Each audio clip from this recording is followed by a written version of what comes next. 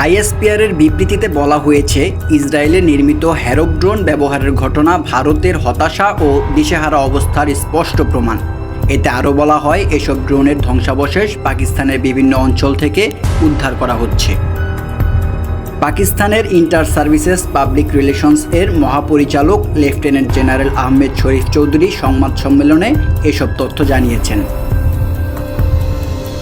পাকিস্তানের inter services public relations থেকে প্রকাশিত এক বিজ্ঞপ্তিতে জানানো হয়েছে, দেশটির সশস্ত্র বাহিনী ইসরায়েলে নির্মিত 25টি ভারতীয় হ্যারোপ ড্রোন গুলি করে ভূপতিত হয়েছে। এতে সফট কিল এবং হার্ড কিল উভয় ধরনের প্রতিরক্ষা পদ্ধতি ব্যবহার করা হয়েছে। আইএসপিআর আরও জানায়, 6 থেকে 7 মে ভারতের কাপুরুষোচিত হামলার সময় তাদের 5টি আধুনিক যুদ্ধবিমান ও ড্রোন ধ্বংস হয়ে যায়, বেশ কয়েকটি পোস্ট গুড়িয়ে যায় এবং সৈন্যদের প্রাণহানি ঘটে।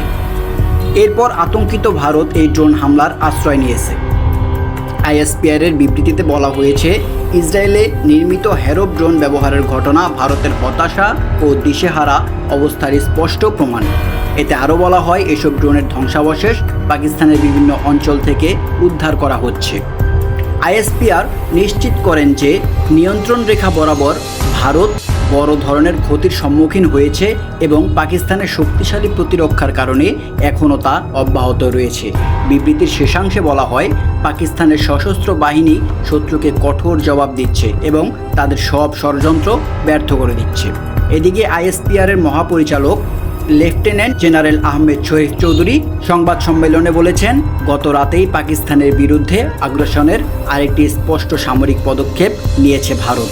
একাধিক স্থানে তারা হ্যারোপ ড্রোন নিক্ষেপ করেছে। তিনি আরও বলেন, পাকিস্তানের সশস্ত্র বাহিনী সর্বোচ্চ সতর্কতায় ছিল এবং এখনও রয়েছে। এ পর্যন্ত বিভিন্ন স্থানে 12টি হ্যারোপ ড্রোন গুলি করে ভূপতিত করা হয়েছে।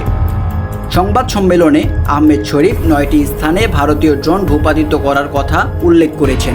স্থানগুলো হলো লাহোর, অটোক, গুজরাটওয়ালা, চকওয়াল, রাওয়ালপিন্ডি, বাহারওয়াল, মিয়ানো, সোল এবং করাচির কাছাকাছি। লাহোরের কাছাকাছি একটি সামরিক স্থাপনায় আংশিকভাবে আঘাত আনে ভারতের একটি ড্রোন। এতে পাকিস্তান সেনাবাহিনীর 4 সদস্য আহত হয়েছেন বলে জানিয়েছেন আইএসপিআরের মহাপরিচালক। তিনি বলেন, লাহোরের কাছে এই হামলায় পাকিস্তান সেনাবাহিনীর 4 জন সদস্য আহত হয়েছেন এবং একটি সরঞ্জামে আংশিক ক্ষতি হয়েছে। লেফটেন্যান্ট জেনারেল আহমেদ শরীফ আরও বলেন, এই ঘটনার আরেকটি ফলাফল হলো সিন্ধুর মিয়ানো এলাকায় একজন বেসামরিক নাগরিক শহীদ হয়েছেন এবং একজন আহত হয়েছেন। মঙ্গলবার রাতে পাকিস্তানে ক্ষেপণাস্ত্র হামলা চালিয়েছে ভারত। পাকিস্তানও ভারতের যুদ্ধবিমান ভূপাতিত করার দাবি করেছে। কাশ্মীরে প্রকৃত নিয়ন্ত্রণ রেখা বরাবর চলছে দুই দেশের সেনাদের মধ্যে সংঘর্ষ। ভারত জানিয়েছে, কাশ্মীর সহ পাকিস্তানের 9টি স্থানে তারা হামলা চালিয়েছে। গত মাসে ভারত শাসিত কাশ্মীরে পর্যটকদের ওপর সন্ত্রাসী হামলায় 26 জন নিহত হওয়ার ঘটনায় পাকিস্তানকে দায়ী করে এই পাল্টা পদক্ষেপ নেয় তারা। এর জবাবে পাকিস্তান সেনাবাহিনী জানায়, 7 মে মধ্যরাতের পর আকাশে উড়ে যাওয়া ভারতের 5টি যুদ্ধবিমান ভূপাতিত করেছে পাকিস্তান সেনাবাহিনী।